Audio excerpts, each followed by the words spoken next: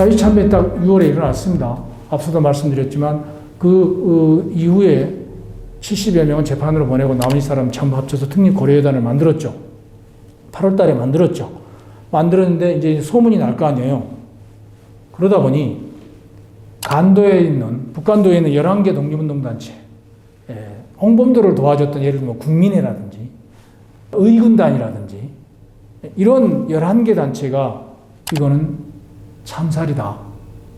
자기들이 안 바로는 272명이 죽었고 익사자가 31명이고 행불자가 250여 명이더라. 이건 참국 아니냐라는 거였죠.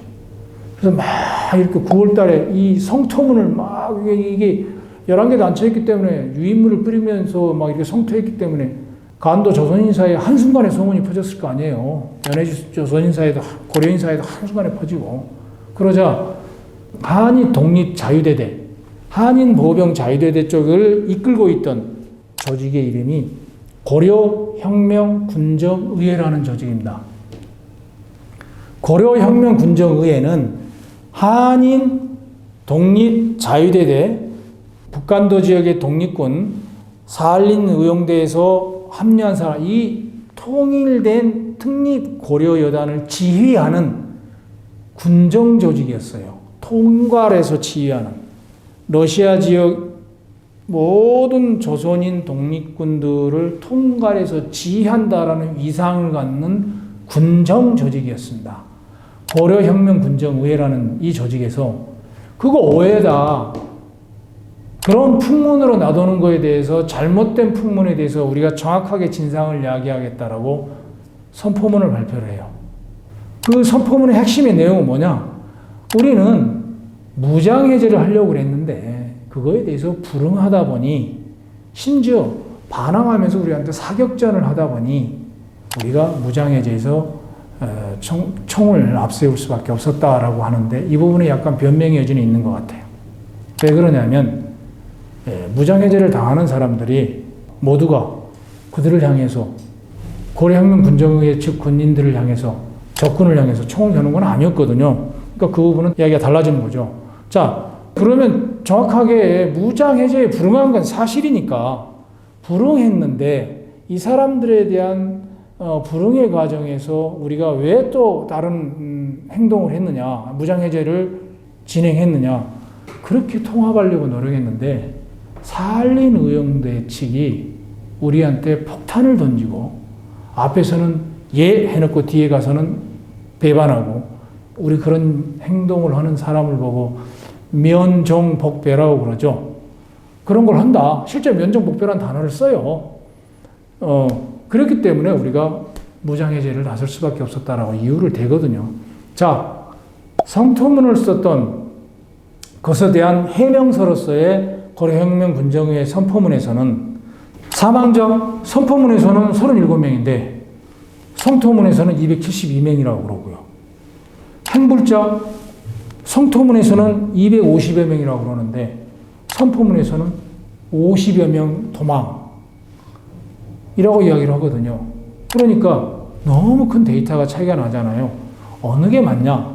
저는 개인적으로 제가 만약에 사료 비판을 한다면 선포문이 사실에 가까울 것이다라고 말을 하고 싶습니다. 성토문은 정확한 진상을 파악한 결과를 내지는 확인하고서 쓴 글이 아니에요, 데이터를. 풍문에서 나온 거를 정리한 것 뿐이라는 거죠. 그러면 선포문을 100% 믿을 수 있느냐?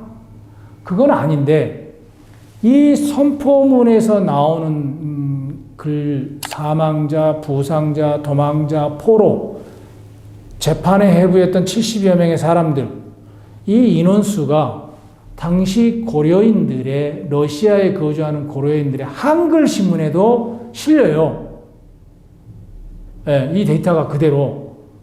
그러다 보니 이거를 100% 일치할지는 모르지만 가장 근접한 데이터가 아닐까 싶습니다.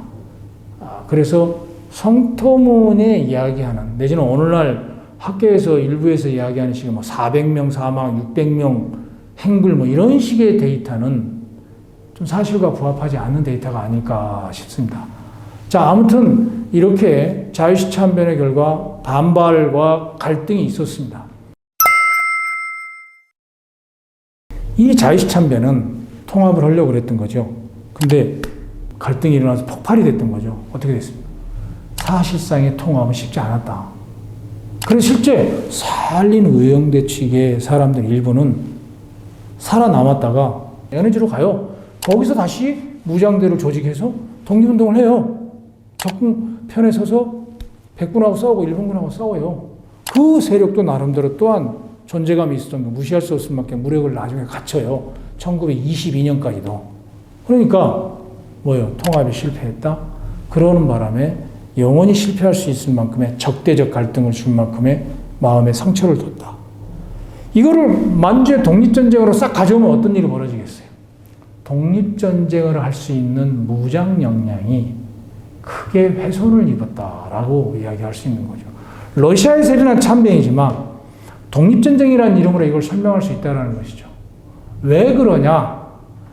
이 통합 과정에 개입했던 살린 의용대 측의 사람들 가운데는 임시정부에서 상해에 있던 대한민국 임시정부에서 파견했던 사람들도 있었어요.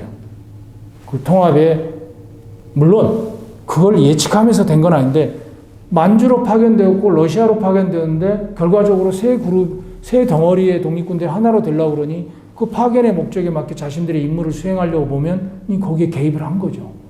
이 사람들은 임정의 지시 내지는 임정과의 관계를 놓치지 않고 이 문제를 풀려고 했던 거죠. 결국 만주의 독립군들에게 독립군 활동에 매우 치명적인 타격을 주는 일이 벌어지게 되는 게 이 자유시참변의 결과가 아닐까 싶습니다. 자유시참변 이후에 이들은 어떻게 됐느냐라고 한다면 자유시에서 통합을 해서 했죠. 그 다음에 이리축구로 이동합니다. 이리축구로 이동해서 군사훈련을 받습니다. 실제. 체계적인 군사교육도 받고 그 중에서는 간부급 독립군이 막 가다 보니 이른바 장교가 될 만한 사람들이 많이 부족했어요. 장교가 있어야 상하관계가 있으면 체계가 갖춰지고 군인의 생명은 수직적인 지휘체계 아닙니까? 그래서 별도의 사관을 양성하는 교육 프로그램 과정이 있었어요. 그 사람들을 몇 사람을 모아서 이거를 책임진 사람이 이청천이에요. 나중에 한국광복군 사령관이 되는. 1910년대에 신흥무관학교에서 학생들 가르치던 분이죠. 홍범도랑 같이 이만으로 넘어갔다가 자유시 갔다가 이리축구로 간 사람이죠. 이분은 이제 사관 양성을 하는 역할을 맡아요. 왜? 일본 육군사관학교를 나왔고 일본 육군의 장교까지 지냈으니 정식 체계적인 군사교육을 할 수 있잖아요. 그래서 교육을 맡아요. 1922년 시점까지도 특립고려여단은 바로 하나의 세력이 되어서 독립의 꿈을 버리진 않았죠. 그런데 볼셰비키 입장에서는 이 사람들이 계속 연해주 일대에서 막 독립운동을 하면 일본과의 관계가 복잡해져요. 이제 막 혁명을 성공했는데 모스크바에서 빨리 정권이 안정돼야 되는데 주변에 외교관계가 복잡해지면 안 되잖아요. 그래서 이들이 직접적인 무장투쟁하는 것을 막아요. 계속 교육을만 시키는 겁니다. 그러다가 연해주의 노령의 상황이 끝나요. 어떻게? 일본군 철수했고 백군 진압했어요. 그러니까 볼셰비키에 반대되는 세력들은 다 끝나요. 없어졌어요. 그래서 22년이 지나면 오늘날 우리가 알고 있는 시베리아 일대는 전부 볼셰비키의 세상이 되는 거예요. 한인의 독립군 볼셰비키가 보기엔 이제 무장 세력으로서 굳이 둘 필요가 있느냐. 이 판단을 한 거죠. 두 번째 이유. 23년에 연해주 일대가 굉장히 큰 가뭄이 듭니다. 많은 노동력이 필요했어요.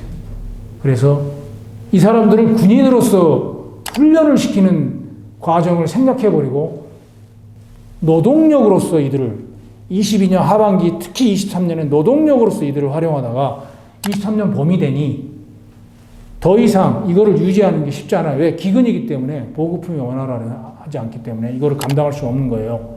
그래서 군대를 해산시켜버려요. 결국 뭐예요? 2,000명이나 넘는 독립군 무장 역량이 어느 순간에 사라져버린 거죠. 이게 자유시 참변의 큰 영향이라고 보면 되겠습니다.